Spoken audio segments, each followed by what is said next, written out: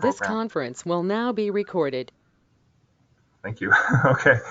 All right. So why Science Academy? Well, we started the school 20 years ago, and I was one of the fortunate teachers to have been here from the beginning. And you know, we had many parents actually ask us back when we started the school, we should offer more AP courses at the school. And, you know, they had IB program down in Semiahmoo, and they wanted a school up north that would be able to challenge students and also get them, I guess, better prepared for university. So there was always this push from parents of wanting more AP courses at Fraser Heights. Now, we did expand our AP program about 10 years ago. We went from the AP Calculus AB to the AP Calculus BC, which is a 8 credit course instead of a 4 credit course, which gave students a credit for all of first year university calculus. And we've actually expanded that upon that as well. And we now offer AP Econ and AP Psychology. And what we found is that we had a lot of success preparing students for university by taking AP courses. You know, when I got feedback from students that came back from first year university, they often talked about how having AP calculus under their belt really freed up time, really gave them confidence, and you know, gave them the confidence to be successful at first year university. And you know, I'm not sure if you hear some of the stats, but stats say that about 50% of the kids fail first year calculus at university because just it's such a different mathematics than what they were exposed to in high school. And so by having the confidence and not having to spend so much time on it, it allowed them to work on other courses and allowed them to be successful. But with that said, I do have some reservations about the AP program. You know, we also have lots of students and parents that really push their students to take AP courses on their own. And I will say that as much as I'm a fan of the AP Calculus program, the curriculum, I'm not a fan of how they assess in the sense that it is fairly easy to get a 4 or 5 on the exam, which would then give students credit for university courses without really understanding it. We were finding some students were doing AP chemistry on their own, you know, taking the material, you know, understanding the material to get marks on a test, but not able to handle the lab courses or any of the lab experiences needed to be successful at university. So with that in mind, we also thought, okay, well, we also want to give opportunity for students to better appreciate the process of acquiring scientific knowledge. And this was another, you know, talking to professors, many of them expressed concerns about having students that were book smart, but not able to connect some of the stuff they learned in class to what's actually going on. And research also has shown that students should become better at doing science rather than knowing science. And that's consistent to that 21st century learning.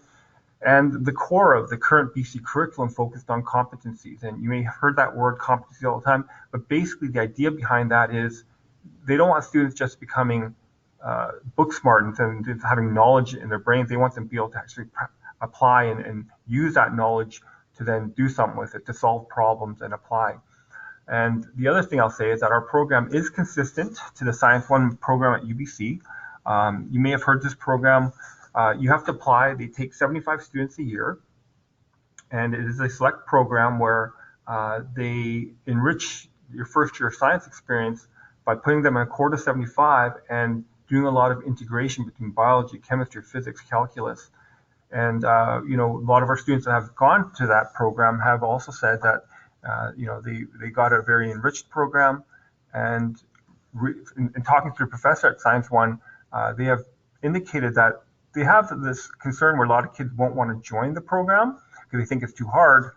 But you know, if you track the students that have finished the program, you will find a lot of them actually end up doing far better in their second and third and fourth year because they have such a solid foundation.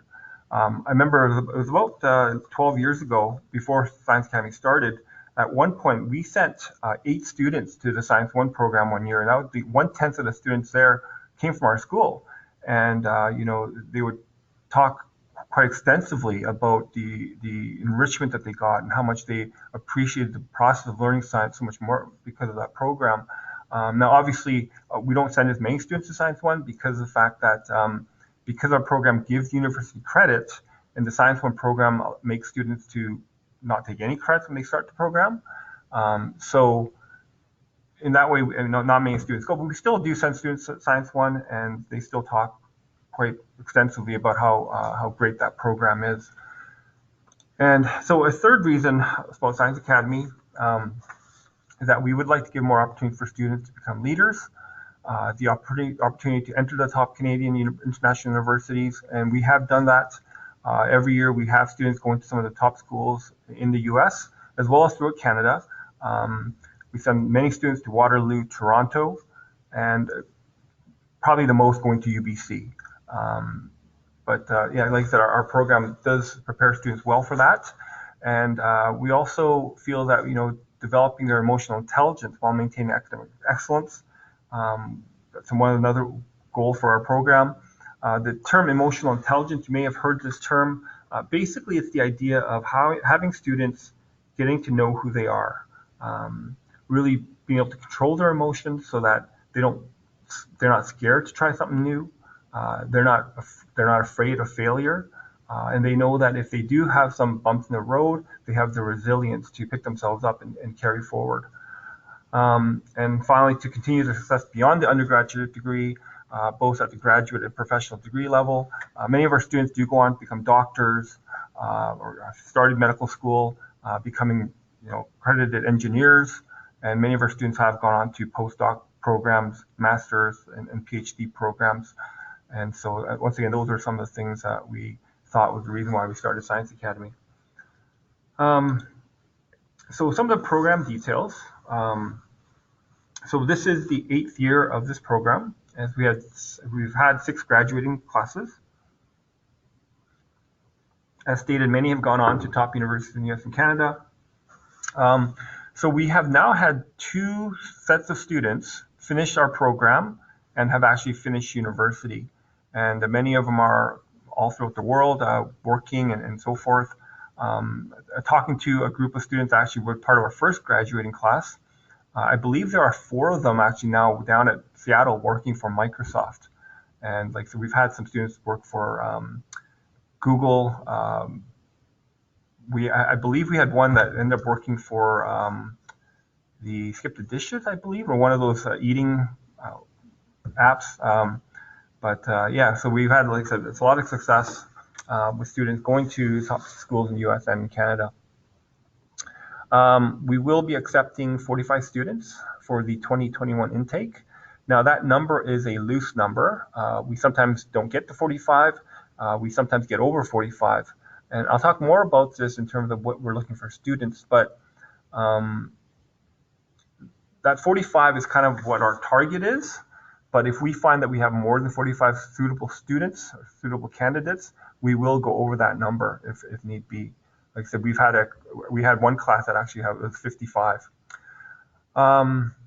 So basically in the program, each semester in grade 11 and 12, 2 blocks will be designated for Science Academy. The other 2 blocks, students will be scheduled with other Fraser Heights students, and we feel this to be very important. First and foremost, that the students at the program are Fraser Heights students, and we believe in the sense of community and knowing that they're still part of the Fraser Heights community. We don't want to feel like we're a separate entity and think that the students only hang out with the other Science Academy students. And so, like I said, the other half of their time will be with other students, fully integrated, taking English, social, all the other classes that they need to take. We also have a slight change in our program, and this is the first year that we've done this. 先睇埋睇，可以拆咗呢個就就 handle。So yeah, so there's a slight change to the program. Last year we dropped the AP Physics 1 and 2. We found that many of the students were not using those credits, and it also put a lot of strain in terms of our timetabling and our scheduling. And the other reason for that was also we thought that it'd be a good time to introduce some designing and coding. And so we have changed our program to introduce our students to basic design and coding. We've got a new teacher in our program, Ms. DeRoche, and she's the robotics teacher at this school, and she works with the students with the designing element, coding, a lot of construction kind of building, and getting the students to be more hands-on in their learning as well. Okay. All right, so the credits that the students will get for this program. So keep in mind that I said 2 blocks per semester. So that would be like 8 high school courses in the grade 11, 12 year, if you count each of the semesters. So that would be technically 8 courses times 4 would be 32 high school credits. But with our program, students will actually get 40 high school credits in that period of 32 high school credits. Okay? And on top of that, if they're successful in all the courses, they can have up to 14 university credits completed before they enter university. All right, and I'll explain kind of how this works and how we're able to accomplish this. But you can see that we do a lot of condensing, and which gives us the flexibility to then offer these more courses in the same amount of time. So the question is, how will this be done? Mr. Strick or John, is there any questions that you want me to at this point answer, or? No, none yet. If anyone has questions, they can just put it in the chat. Yeah, so once again, feel free to ask me questions. You know, usually I'd be doing this live in person in our library, and people would put their hands up. But if you do have questions, feel free to message Mr. Strick on the chat, and then he'll, like I said, answer the questions or ask the questions at the appropriate time, because I don't want you forgetting or me answering at a point where, on the slides where we've gone too far. But okay, so anyway, moving on. So during our 2 blocks of Science Academy, so it'll be either in the morning or in the afternoon. Students will be in their cohort with a flexible instructional schedule designed by their instructors.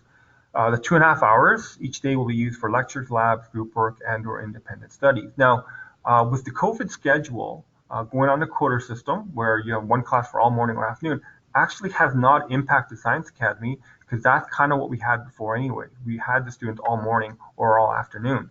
And so we actually have kind of been carrying on like the semester schedule. And I'll kind of explain the schedule, but it's not like every day we do math and then do physics or anything like that. It's each day there's something different. Some days it'll be math and chemistry. Some days it'll be a double block of chemistry. Another day might be math and physics, depending on which teachers are available and what's kind of being kind of need to be covered. But like I said, we do have that flexibility in our program. So in their first year study, students will be instructed in Pre-Calc 12. And like I said, we'll talk about the prerequisites, but we expect students to have completed Pre-Calculus 11 before they start the program. So we do Pre-Calc 12, Chemistry 11 and 12, and Physics 11. So those 4 courses are all done in the first year. But on top of that, we also start Physics 12 and also do some industrial coding and design. So that's their grade 11 year. In their grade 12 year, in the second year study, students will be then instructed in AP Calculus BC, which is that AP Calculus course that's all year long, and students get credit for the first year of calculus at university. And then students have a choice. They can either do SFU Chemistry 121, 122, and 126, or they can do the Computing Science route instead and do Computing Science 130 and 135. And on top of that, we will finish up Physics 12, and also finish up Industrial Coding and Design 12. So by the end of the grade 12 year, they'll have completed all those courses, and those were all the courses that were talked about in the previous slide. Okay. So some of the advantages to this program, obviously the integration of topics in math and science, and as the name of our program is, it is the integration of math and science. So because there's a lot of overlap among teachers and teaching, there will be some integration done between those 2 topics. There is a compressed curriculum, and we do more courses in a smaller amount of time. And I'll give you an example. Like, for instance, if you're taking Chemistry 11 on your own, you take a 1 block for 5 weeks, and there's usually about 110 hours. With the Science Academy program, Ms. Davis, goes a little bit quicker and finds places where she can cut corners in terms of time. And she's usually done that program probably within about 80 hours. So it's going to save me some time. For a lot of students that do, let's say, Chemistry 11 and Physics 11 at the same time, the first 2 weeks is almost a duplicate where they'll do safety and what's called significant figures and scientific method and things like that. Well, we don't have to do it twice now, so we're going to save some time there. Teaching the Pre-Calculus 12, same thing. There are ways that we have found ways to save some time here and there. It might mean that we go a little bit quicker in some topics. Maybe we don't do as many review days, but once again, we save some time there as well. And so by doing that, we're able to cover more course material in other things like the physics and the industrial coding and design. an opportunity to work in a cohort with other students interested in math and science. And so, I mean, the students that are generally here are very motivated. They enjoy science. They don't, you know, mess around and not do their homework. I mean, most of our students are working hard. And so it creates a very, I wouldn't say competitive atmosphere, but a very good atmosphere in terms of having students work together, help each other, and a very collegial environment. We do, in pre-COVID, once again, we used to do field trips. One of the good field trips, a really good field trip that we used to do is we'd go to UBC and go to Triumph, which was the particle accelerator, where they would give us a tour and show some of the research that is being done with particles moving at almost the speed of light. In fact, we had a student that graduated, I think 3 years ago now. She was just telling me how she got a research job over the summer working at Triumph, and it was actually a goal of hers to do that once she saw that during our field trip. And that was kind of exciting, knowing that she had actually secured a job like that. And also opportunities to attend programs and conferences. We get a lot of emails from SFU or UBC for outreach programs, place conferences where young students will get together to talk about sciences, and like so many opportunities like that are presented through our program. And this is a very important one, an opportunity to be instructed by university professors. So not only are they getting exposure to university courses, but they're actually being taught by university professors in the university environment. So our students will be going to SFU being treated like a first-year student. And once again, it's one of those things where students will say to me how much they appreciated, first-year university just being so comfortable because they have experienced things like final exams and office hours and doing things online through what's called Canvas because of the fact that their professor expects them to do it. All those things are just all done in their grade 12 year. And the biggest thing is that they have a support network of friends that they will be taking courses with. Because in the past, before Science Academy, we did have students that did what are called concurrent studies. And they'd go to university, take courses on their own, but they were often in no man's land where they'd have to leave high school early. They would take the bus by themselves, sit in a lecture class, not really talk to anyone because they're high school students or surrounded by university students. And they come back to school and they felt disconnected from the high school and they weren't really university students. And like I said, they were kind of caught in no man's land. And I felt that quite often they never got a good experience out of it. But with this, because of the fact that they're going up together as a cohort with 20, 30 other students that are taking the course that are experiencing the same thing with them, it does give a very good support network so that they can be successful and actually enjoy the experience. And finally, one of the greatest things about this program is that the tuition that is actually covered by the ministry. They have a separate fund for high school students that want to take university courses. But at the same time, I should also make note that if you are an international student, the tuition will not be covered. You will have to pay the tuition on your own when you get to grade 12. Okay? All right. So those are like some of the advantages of the program. Some of the other program highlights, just to kind of give you an idea of what our program looks like. There will be a focus on the use of technology to enhance learning and the sharing of their ideas. Many of the experiments that our science teachers perform will be using a computer interface sensors to gather data. So like once again, just kind of using technology where appropriate. And the other thing is, like I said, we are going to be starting the coding course where they'll be introduced that idea of just basic coding. There's also some open inquiry in this program. I wouldn't say that we are like a complete open inquiry. We feel that open inquiry has its place, and we do it, appropriately.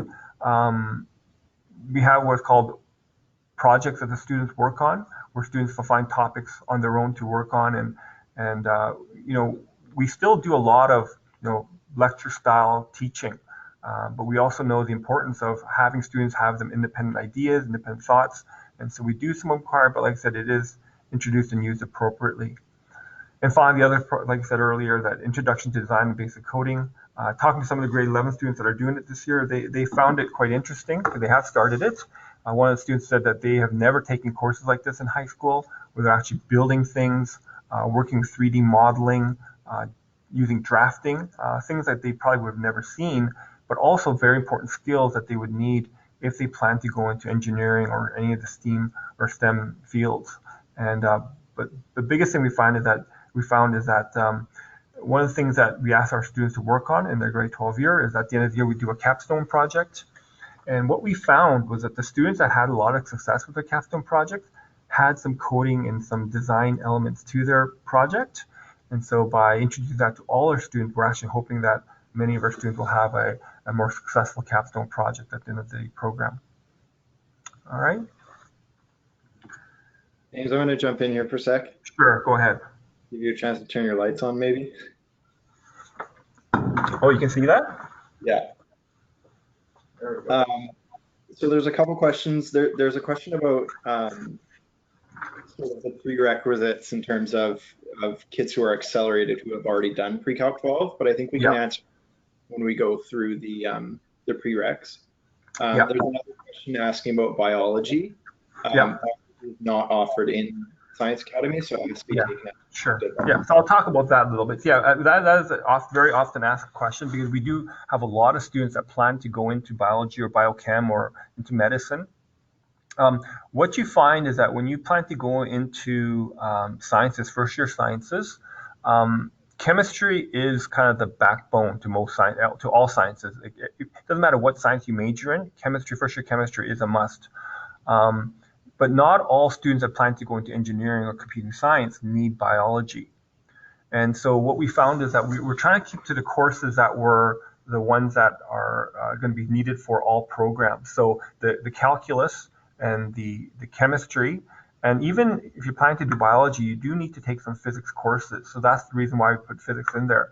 And physics also, I mean, the problem solving elements that you learn from taking physics, is an important skill to have. So that's why we put it into the program. But like I said, we found that you could take biology outside of our program, and many of our students do, but we didn't want to make it a core topic because, like I said, not every student needs it that plans to take our program. And at this point, actually, I should also say that, majority of our students do go into either engineering, applied science, computing science, and sciences, but we also have students that end up going into political science or social sciences, and they find that our program was quite enriching because of the fact that they were taught how to prepare for university, but to handle some of the rigors and taking the math courses actually helped them achieve that as well. And so that's the reason why we didn't offer biology as part of our program. Was there another question, John? Yeah, a couple questions about the tuition coverage. Yes. So is the tuition coverage for the university courses taken in Science Academy, or is it covering the tuition of post-secondary education?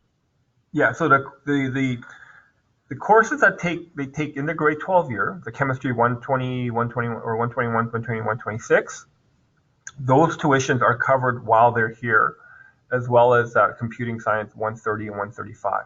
And so I believe, I'm not sure exactly what the numbers are, but I believe it's about $600 per semester for those courses, roughly. Yeah, around that. And so that will be covered by the district/ministry. Now the students will have to pay for what's called the UPass, and it's something that we can't control. Every university student gets charged this UPass. It's an agreement between the universities and BC Transit, where they want every university student to have transit available to them. So I believe they pay about $100 a semester, but that gives them the bus pass for the entire semester, for 4 months.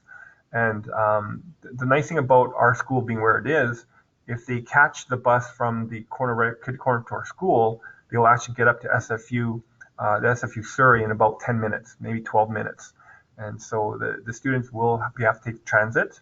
And the other thing that they have to pay for is the medical. And once again, all university students have to, it's a basic charge, unless you already have extended medical, and then you can show the paperwork and you can say that you are opting out of that. But those two fees are not negotiable. Those are just standard fees for all university students. But like I said, the tuition will be covered. And then one more question about tuition. Do you know how much it is for international students? It is quite expensive. They actually charge you at an international rate. So you could go to SFU and take a look at what they charge for international undergraduate courses. But yes, it's very hefty. The price is, but it's the same price that you would pay the following year if they were to plan to go to university here in Canada. So they don't charge them anymore. It's just the same rate. But I want to say it's like maybe triple or quadruple what the regular rate would be. And then a question about the application. Yes. On the form, there is something called BC Diploma Verification Sheet. Is that just a transcript or? Yeah, so it's basically a transcript. But if you message your counselor, just say that's what I need, they'll know exactly what it is. It basically shows their transcripts as well as what courses they're planning to take, and then what their course grades are. Yeah. Okay. Any other questions or? No. Okay. So yeah, we're almost done. So there's 2 more slides I believe I need to go through. And so that's kind of about our program. So hopefully you get an idea of what our program will look like. Now, this is the part that we kind of need to talk about where, a lot of students are unsure if this is the right program for them. And so what I want to kind of explain to you is what kind of students that we are trying to build through our program. So it kind of carries on with our goals. And so when we look at a student that's finished our program, a student that's finished the program and it's graduated and we're sending them off to university, what we would hope that they would have learned from our program is that we're looking at students that can become a strong leader, shows integrity, sound judgment, and an awareness of things beyond what is in front of them. An ability to effectively communicate their ideas, having the courage to stand up for what is important, and understands that by working with others, you can all achieve more. So we are trying to, build leaders. And when we talk about integrity, sound judgment, we want students that are not cheating the system, that are taking the proper steps, doing all the right things to become successful. Communicating ideas, that goes back to this idea of the competencies, where they if you talk about strong leaders, you're talking about people that can communicate well, communicate their thoughts, understand what other people are going through, having the courage to stand for what is important. The reason I put that in is because you're going to have some students that will say to the students that have enrolled in Science Academy, well, why are you doing that? It's so much harder. Why are you jeopardizing getting into university when your marks might be lower and things like that. And we want students that can say, well, I'm doing this because I want to become a better student, right? And we want to build students that are working well with others. It's hard not to create a competitive environment within Science Academy, but that's not what we're trying to do. We want students that will work well with others and to help each other out. And working with others, you can all achieve more having that mindset instead of thinking, oh, what can I do to get a better mark than the person beside me? That's not what we're trying to do. We're also trying to build students that are academically strong and ones that are resilient, responsible, and pays attention to details. We have a lot of students in this class or in this program that want to become doctors, engineers, and to become a professional like that, you have to be able to pay attention to detail. And it can't be, just like, oh, whatever. It has to be, no, I want to know this and know all the details associated with the skill. And also have an intrinsic passion for learning. So those are some of the things that I think about when we're talking about academically strong students.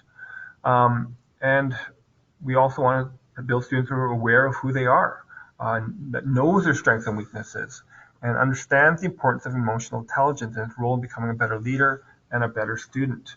Once again, that term emotional intelligence keeps coming up over and over again. And a lot of universities are starting to use this as an indicator of should we accept students or not just their academic intelligence, but their emotional, because they know that a student that has a lot of emotional intelligence can handle disappointments and have resilience and so forth. But like I said, those are kind of things that we're trying to build as we prepare students for university. So then the next question becomes, then what kind of students are we looking for? And we're going back. We're looking for students who can become a strong leader by being a good follower in class and in groups. I read somewhere where they say that, to become a good leader, you have to become a good follower first. You have a good leader that have never followed well, they will never know what it's to become a follower, or how to become a true leader, and knowing what those followers, the people that you're leading, are feeling and so forth. And so we expect students to be cooperative in class. Ones that don't come to class say, oh, I already know this, and kind of undermine what the teacher's trying to do that day. We want them to be able to follow along what's happening in class. Being aware of the importance of becoming an effective communicator, once again going back to that part about communicating, and being able to identify what is important to them, right? So those are the elements that we're looking for. Students that become strong leaders by following these things, I think, are students that we're looking for. A student who wants to become stronger academically and emotionally, that understand that learning is an ongoing process, right? We don't want students coming to a program and think, okay, I know it all. I've been tutored. I've covered all this stuff already. That's not what we're looking for. We're looking for students that are looking for a challenge, looking for a place to grow and to learn. Not afraid of challenges that they will face, right? And it goes back to that emotional intelligence. We have a lot of students that are afraid to take our program because they feel like it's going to be too hard, or they don't want to work that hard, or they're afraid their marks aren't going to be good enough. And I would say to them, well, what are you going to do when you get to university, right? And so that's part of our program, and willing to take risks and expand their comfort zone in learning styles and community. We have found that the students that get the most out of our program are the ones that are willing to, take on things that are not comfortable to them, working with students that maybe they've never worked with before, taking on learning styles that they haven't been exposed to. Some actually prefer to just study on their own, and that's not the most effective way of learning. So those are some of the things that, like I said, we are looking for in our students. Okay. And so some of the important dates and how to apply. The applications are due February 24th. There will be no practical tests this year. We usually have a practical test for our program, but we're not going to be doing that this year because of COVID. Acceptance into our program will be determined by spring break. We usually do meet with, once all the applications are in, we discuss all the applicants, and usually we'll have an idea by spring break if you've been accepted or not. And the application form and all the other information are available on our website, fhscienceacademy.ca. Okay. And I think that is the end of the PowerPoint, the presentation. So I will at this point open up the floor for any questions that you may have. You can direct those questions to me or to another one of the teachers, or even to one of our students. The two students that are available tonight. So Andrew is a grade 12 student within our Science Academy, and Jessica is a grade 11 student, and they would probably also be able to answer any candid questions that you might have about our program. All right, so yep. A question about prerequisites and kids who are sort of ahead already. Yeah. So the question was specifically for what if a kid did Math 10 honors in grade 8, Pre-Calc 11 in grade 9, and then Pre-Calc 12 in grade 10? Do they still have to do Pre-Calc 12 in Science Academy? And then I'll ask that, like, what if they've done, let's say, Physics 11 already? Yeah. So yeah, we have those situations where a student will have already taken some of the courses that are offered in Science Academy. So first of all, if a student has already done that, then obviously there's nothing we can do. But I would strongly recommend that students that are thinking about doing that not do it. And the reason for that is, let's say a student's already done Physics 11, and during the time that we are doing Physics 11, that student will then leave the classroom to work on something by themselves. And the students will feel like they're missing out on the rest of the class. And they do have the option of staying in class to take part in the lesson, but they're almost just wasting time. But we also have had students that have, let's say, completed Physics 11 or Pre-Calc 12 before the program. And so what we can do is, when the class is working on those courses, the student can work on something quietly on their own, or they can maybe take an online course to just, to keep themselves busy. But like I said, I would discourage that, but I also understand that that may happen. So if that answers the question.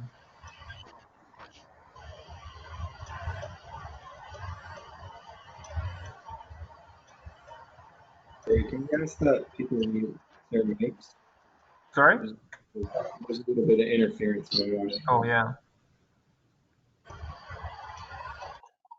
I don't know where that's coming from. Lost track of my spot here. I think this is a question probably more for the students that are here. How much time would you have to dedicate to homework and studying? Jessica or Andrew, you want to chime in?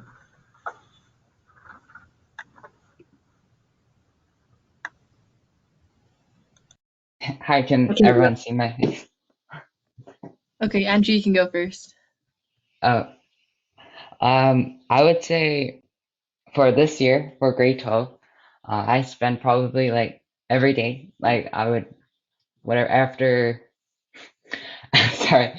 So after like where Mr. On or Mr. Stewart gives the lesson, I would probably like spend time like reviewing what we've done today and then doing the homework each day. And then so that way, next time we have our next lesson, I can ask questions to Mr. On or for whatever questions I have for that topic. Yeah. So if I would have to make an actual number for like how many hours I would spend, like let's say per week, I would probably spend maybe I'm not sure, maybe like a couple hours a day just doing homework and studying. Yeah. Yeah, I think like with many other courses, when you have tests, obviously you need to put more time into studying for that day or that week. But on average, I'd say you definitely have time for everything else. You're not dedicating your entire after school time to just sitting at your desk doing homework. So I'd say 1 to 2 hours, sometimes a little more, but it's definitely manageable, especially when you're efficient and you manage your time properly.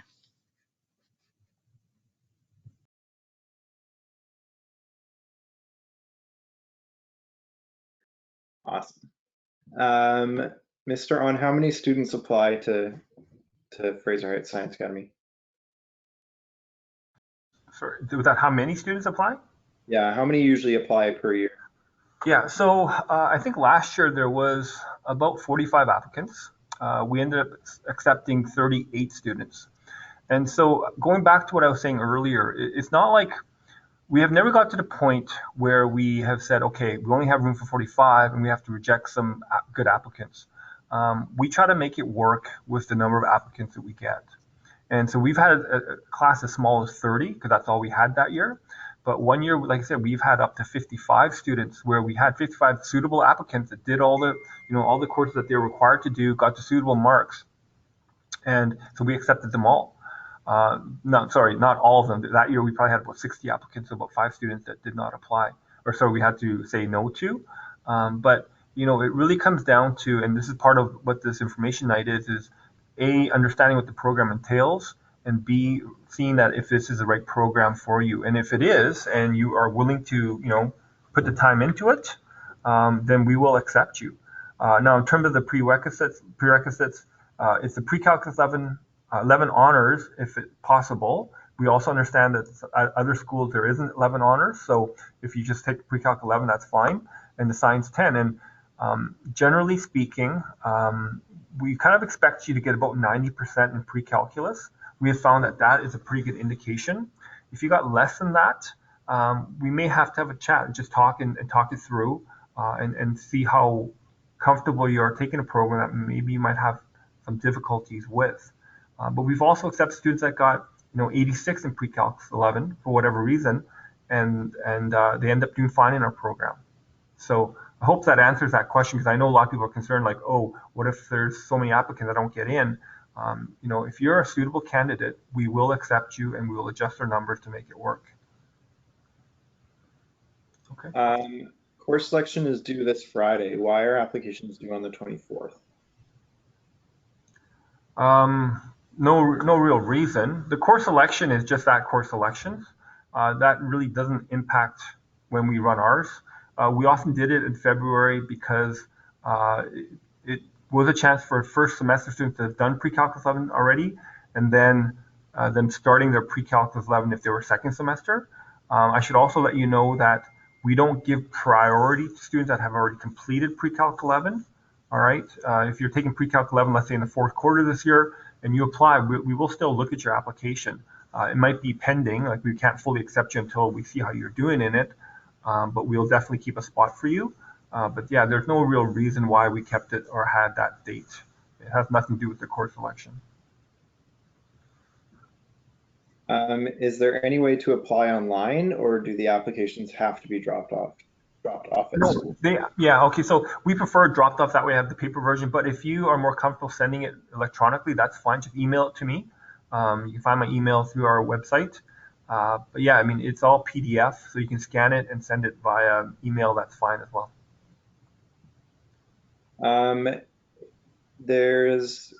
Okay, do you have to take all the courses of Science Academy? Yes.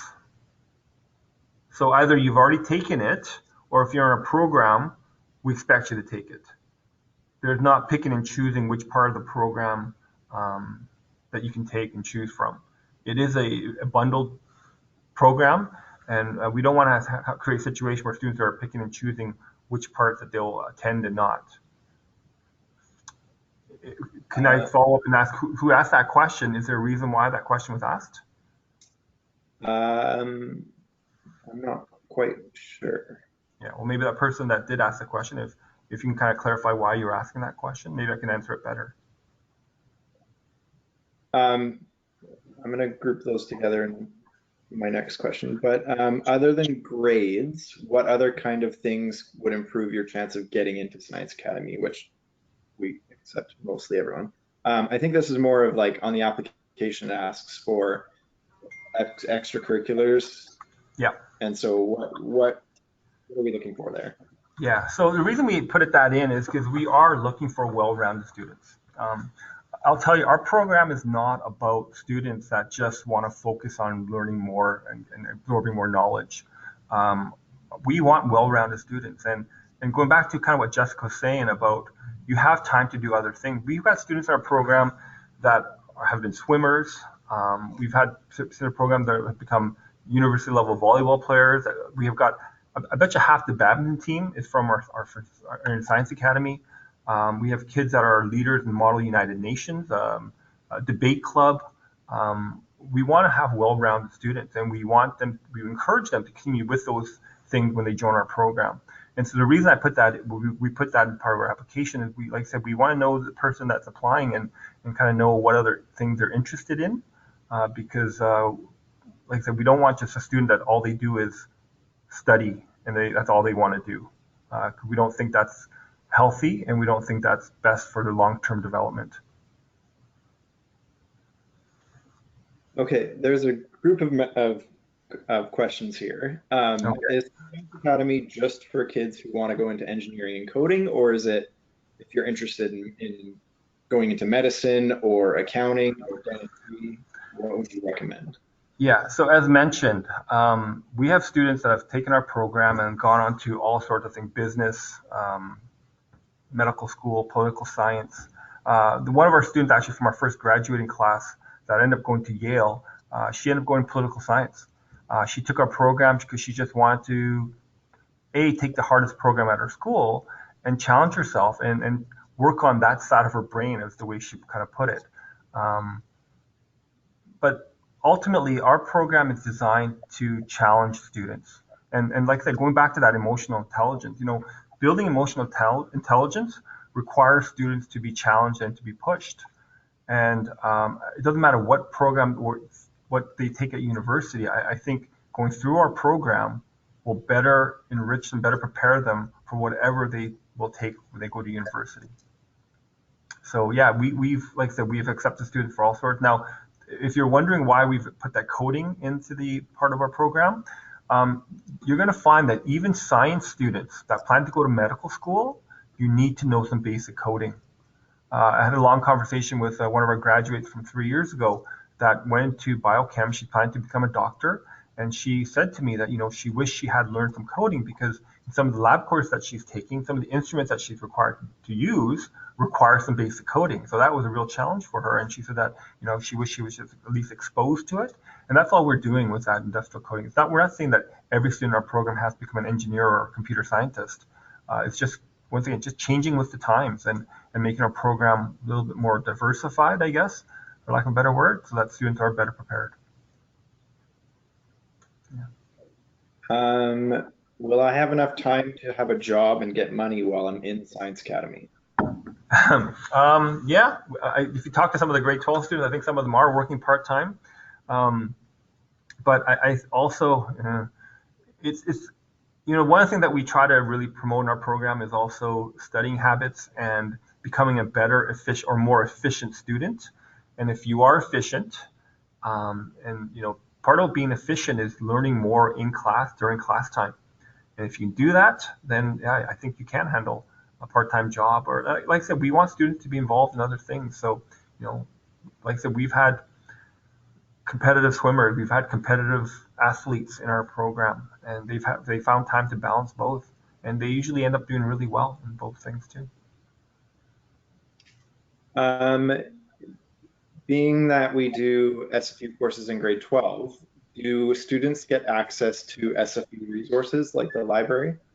Absolutely. You become actually enrolled as an SFU student, so you're entitled to everything that is offered as an SFU student, and so you get a SFU ID card, and with that you'll have access to the library, rec facilities, everything that's offered at SFU.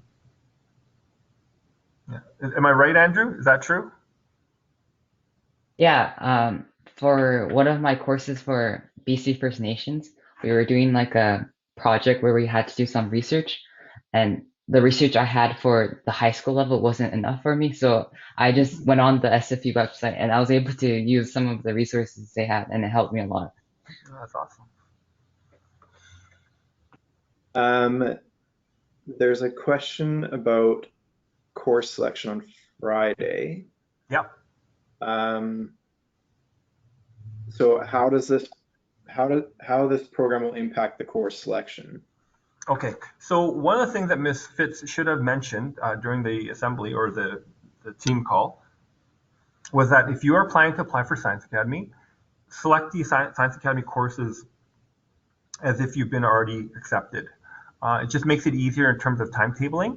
Now, if it turns out that you don't want to apply, or you decide you don't want to enter, or let's say we have a conversation and you decide it's not the right program for you, we can always switch your courses at that point. And like I said, spring break is enough time to then make the adjustments.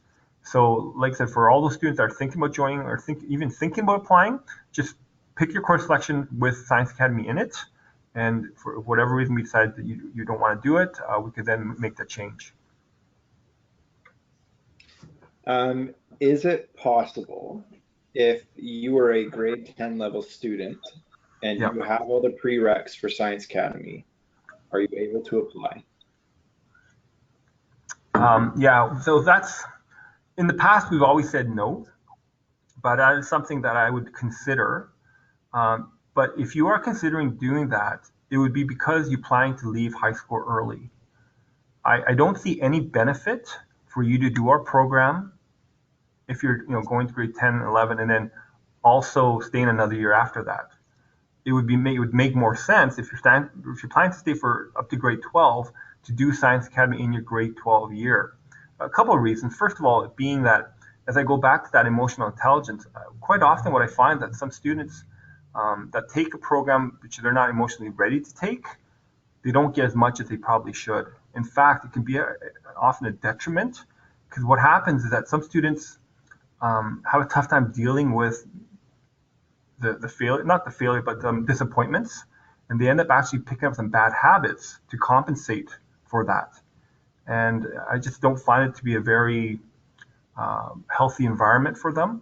I would rather them wait till grade 11 to apply And in grade 10, maybe take a wider variety of courses. Maybe take the biology, the arts, the business courses, and all sorts of other things just to have a broader base so that they'll be better prepared for Science Academy. Because if you think about finishing Science Academy in grade 11, in your grade 12 year, I'm not sure what courses you would then take, right? Because you'd be then kind of waiting around for another year to start university, and you'd have nothing harder to take at the high school.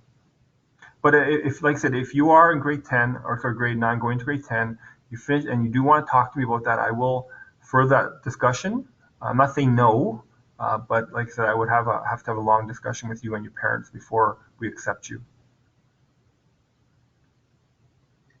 How is this program different from the IB program? A very good question. So I've never taught in the IB system. I have lots of colleagues that have worked there and talking to them. The IB program is a great program, especially for those that are very well-rounded, that want to experience a variety of courses. I will say this, is that even though you can get credit for university through the IB courses in math and sciences, I don't believe that you will get as good as a scientific program from Science Academy. Like, I think Science Academy is far better in terms of preparing you for if you plan to go into the sciences. I know the AP Calculus curriculum is a little more rigorous than the IB Math, I believe it is. And taking SFU Chemistry at the labs is, by far going to be a better experience than doing a high school lab experience. And so I think in terms of preparation for sciences, engineering, all those kind of things, I think our program is a little bit more suitable for that.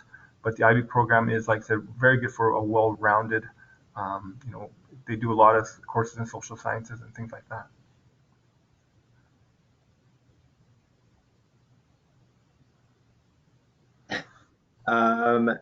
How big of an impact is the application form compared to the actual grades? Say that again. How big of an impact, like how much do we look into the actual application form compared to how much we just look at grades in terms of acceptance? The grades are first and foremost. That's kind of our quickest indicator. But usually if the grades are not maybe quite to the point where we are satisfied, we will then look at the extracurricular things, and they may then carry on to a conversation. I may talk to some of the reference that were provided just to get a better feel for, how the student handles disappointments and the maturity level and things like that. Yeah, but we don't, it's hard to say just one thing or another. We try to get a pretty good indication of the entire student before we make a final decision on acceptance or not. Hope that answers the question. Speaking of references, what does it mean to get an outside reference outside of the classroom? Yeah, once again, that is just if we have a question regarding some of the activities that they were involved in. Let's say they were heavily involved in, let's say, I don't know, cadets or something like that, and they spend a lot of time on it. We may, like I said, have a chat with the person that they put down as the reference. Yeah, we don't often contact the reference that's outside of the school. We usually start with a teacher one, but that's just there just in case we do want to talk to somebody else. What usually leads to people being rejected? Being rejected? It's just some, I guess, red flags. You have to understand that students can be very successful at university and not be involved in our program. And that's something that I have a tough time explaining to some students. Like, I think some students get caught up in the idea that, oh, I've got some friends that are going to be ahead of me, and that worries them. But I have to say, like, some students are just not ready for whatever reason to be accelerated. It could be the emotional level. It could be commitment. Like, I remember having one student on my volleyball team that just didn't have the time because he played hockey, high-level hockey, and so forth. But he didn't do Science Academy, but took chemistry and math in his grade 12 year, ended up going to UBC engineering and doing exceptionally well. In fact, better than some of the Science Academy students. And so, yeah, that's just the reality of the program. I'm not sure how else to answer it than that.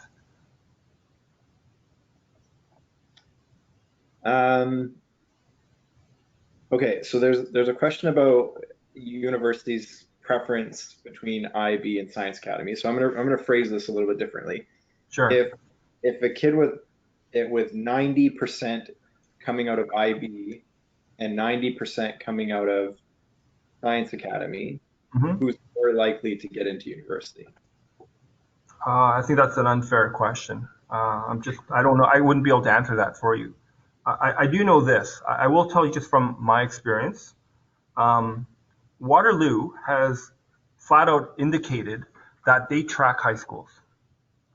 They track, so what they're basically saying is that a 90% from one school and another 90% from another school, if that school has shown maybe not as much success from the students that have come from that school, they will almost lower the averages from that school. I do know that we send a lot of kids to Waterloo. Um, and because of the fact that when our students get there, they do exceptionally well. I remember one year I sent a photo in September from 13 of our students from previous year sitting together having lunch together, right? And so, um, like I said, universities track, and so I'm not sure which university they're talking about, but I know that we stand well on our own. I can't compare ourselves to the IB program, but I know that our students that apply for university, they get in if they get suitable marks. Um, and you know, we've also got our foot into some of the big schools in the states. Like I said, our very first year, we were fortunate we had an exceptional talented student, and one of them got into Harvard. And from there, we've sent more students from our school to Harvard. And you know, it used to be that our school, if we applied to American schools, we got an interview, but never really got past that. Like I said, I've been here since we started the school, and the first time that we ever got a student to an Ivy League school was at that time. So, like I said, we kind of stand our own merits. I think I wouldn't say the universities know about our program, but I know that students that have come from our program have done well once they've gone to university. Yeah,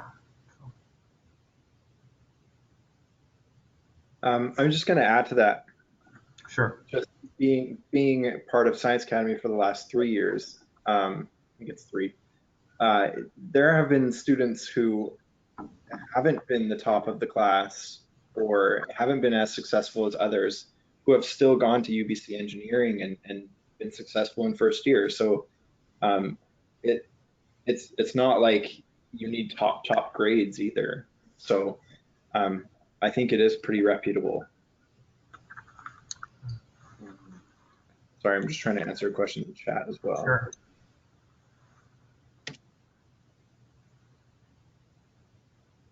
Okay, will you be given priority during SFU admission if you join Science Academy?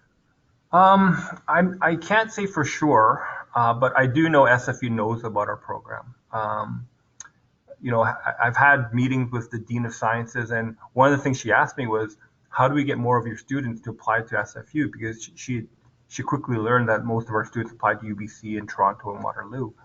Um, so they are aware of our program, and I think for the most part, if they get into a program and they do well in their SFU course, then yeah, I would say they kind of have a priority. Um, in fact, I think most of the students that have applied from our school, or from our program to SFU, I have yet to hear one that said they didn't get in.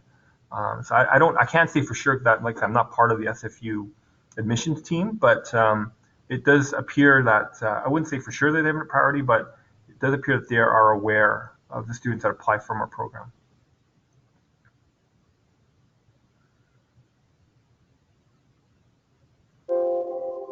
This next question, I think I'll answer as well because I was actually part of the course selection. So so Misfits in the course selection said that if you're doing Science Academy, choose your courses as if you would be accepted. So Yep. if you go to the portal on MyEdBC and you are choosing your courses, you'll get to the ones where you scroll down and you go to the next page and it'll say Physics 11, Chemistry 11. If you keep going to the next page, it'll say Science Academy or SCAC chemistry or SCAC physics. So you're choosing those ones for Science Academy. So you just need to keep scrolling in the menu. I've been asked this a couple times. So the recording of this session will be posted on the Science Academy website as soon as we have it available, and as soon as Andrew has time to put it on there.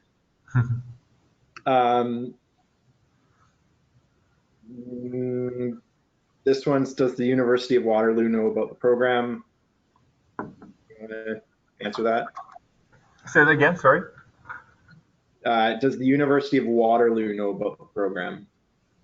I don't know if they specifically know about the program, but I think, like I said, they're aware of our students from yeah, like I said, most universities, I wouldn't say that they know. Oh, science. Actually, sorry, UBC does. Yeah, UBC Science One. I had long conversations with the professor, one of the professors at the Science One program, and he told me to tell students that are applying to Science One clearly indicate that they're coming from Science Academy, because they, like I said, he found that a lot of the things that we were doing were consistent to what they were trying to do, and also on top of that, like I said, we still send students to Science One every once in a while. We've had, maybe once every 2 years, we'll have a student that is willing to give up the credits and redo the courses in Science One program, and they generally do quite well. So they have been quite pleased, the students that come from our program. But from Waterloo, like I said, I don't know if they know about our program per se, but they for sure know about Fraser Heights. Because, I mean, we do quite well in the math contests, so that has helped our school. But on top of that, like I said, we have students that have gone there and done generally quite well. 1 year, actually, one of our students from the first graduating class, Waterloo does this thing where they will rank students after first year, and he actually came out top of the first year biomedical engineering, I believe. And so, like I said, it's just little things like that I think has put our school on the map with Waterloo. This question, if a student doesn't get great marks in Science Academy, yeah, how will that impact their university application? Yeah. So, and that's usually the general consensus or the general concern that a lot of parents have. First of all, let me start by saying this: is that when we or assess students in Science Academy, we don't give harder tests. Like the test that I use for the Pre-Calc 12 would be the same test that I use in my Pre-Calc 12 honors class. Miss Davis, from what she's told me, the same test that she uses for her regular Chem 11, 12 classes, she will use in Science Academy. I think the difference is that sometimes like I said, we do go a little bit quicker. And so in terms of assessment, the mark that they get in Science Academy should be pretty close to what they would have got if they had taken the course independently. So we're not trying to penalize students for taking a harder program. In fact, that's the opposite of what we're trying to do. But like I said, we are aware that students are concerned with their mark because that's kind of what they use for applications. Now UBC is starting to go away from just marks based. So they're doing what's called a personal profile. I think talking about things like taking Science Academy will help them in that regard. But yeah, I mean, I've heard students say that maybe their marks would be higher if they didn't do Science Academy. I'm not sure that's true. All right. But I guess our hope would be that students that take our program is not so focused on the mark. They're more focused on the learning process. But at the same time, I'm not naive in thinking that you shouldn't be worried about marks. We know that you are, and we try to be as fair as possible. And like I said, I think the mark that they get in our program will be pretty close to what they would have got if they took the regular course as well. Yeah. Ms. Davis, Mr. Trick, you want to add anything to that?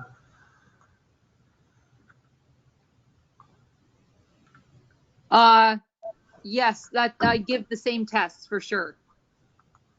Yeah, so there's no difference in terms of, as you say, I agree with that assessment, is you might go a little faster, but it's faster in a fair way because, as you say, there's often things that are duplicated that we can spend, that, like, as an example, the unit that I'm in right now, rather than the students having learned in Chem 11 a year ago, they actually are repeating information that they just learned in grade 11 2 months ago.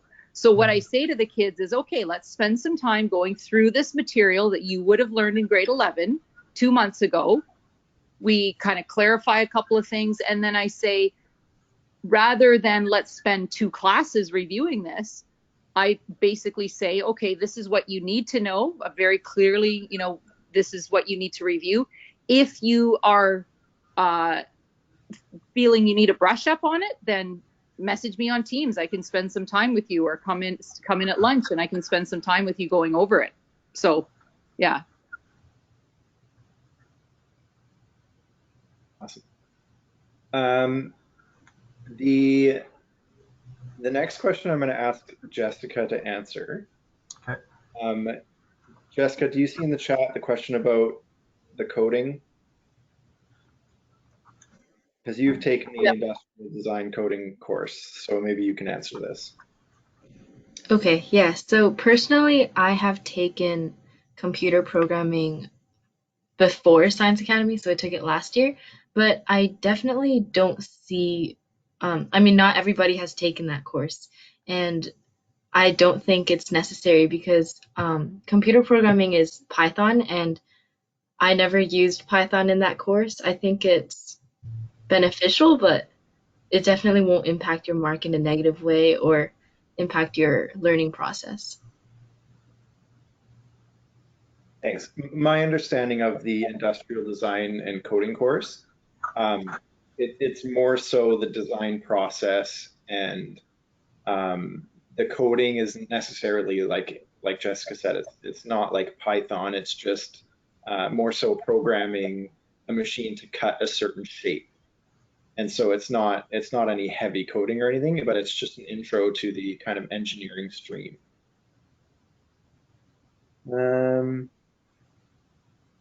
If you start Science Academy and you are finding it too difficult, are you able to drop out of?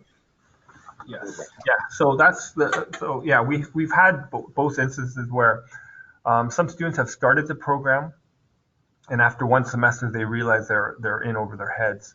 The only problem with that is that we can only give them credit for Chem 11 because the Pre-Calc 12 and the Physics 11 is done almost like in a linear all year. They will have not completed the course by the end of the first semester. But Chemistry 11 will have been finished, because what Ms. Davis does is she finished Chemistry 11 about a quarter and a half, I guess, now, and then she starts moving into Chem 12. So by them changing out of her program after one semester, they will essentially have lost 1 credit, but they will still get their Chem 11 mark, and that would be it. The better point at which to maybe leave the program would be after the first year, because at the end of the first year, they'll have done Chemistry 11, Chem 12, Pre-Calculus 12, and Physics 11, and they would have gotten marks for all 4 of those courses. So they would get credit for it, but maybe they wouldn't have gotten the marks that they wanted in maybe a couple of the courses. So maybe in grade 12, they could upgrade on those courses. So it is possible to change your schedule after the first year, even after the first semester. I wouldn't encourage that, because you are going to lose a bit of course work, but it is possible. And we have had students do that.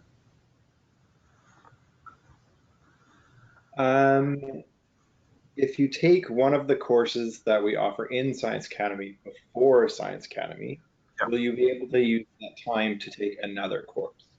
Yes, but it would have to be a course that has a flexible schedule, like something that's online. Because it's not like, because you've done Chem 11, you're going to be free every A block. Because Chemistry 11 is done sometimes on block A, sometimes block B, sometimes in the morning, sometimes first block, second block on Monday, Wednesday, and Friday. It changes every week. And so you would have to take some online, that you would have some flexibility in when you could work and spend some time on that course. So like I said, when the Science Academy students are doing Chem 11, you could either stay in the classroom and work on it, or maybe just step outside the classroom, find a quiet area to work on your course on your own. And like I said, every year we have this situation where students have come in and they've completed a course on their own. I believe this year we had a student that had already done a couple students that already done Chem 11, one student that already did Pre-Calculus 12, and we've accommodated for that as well.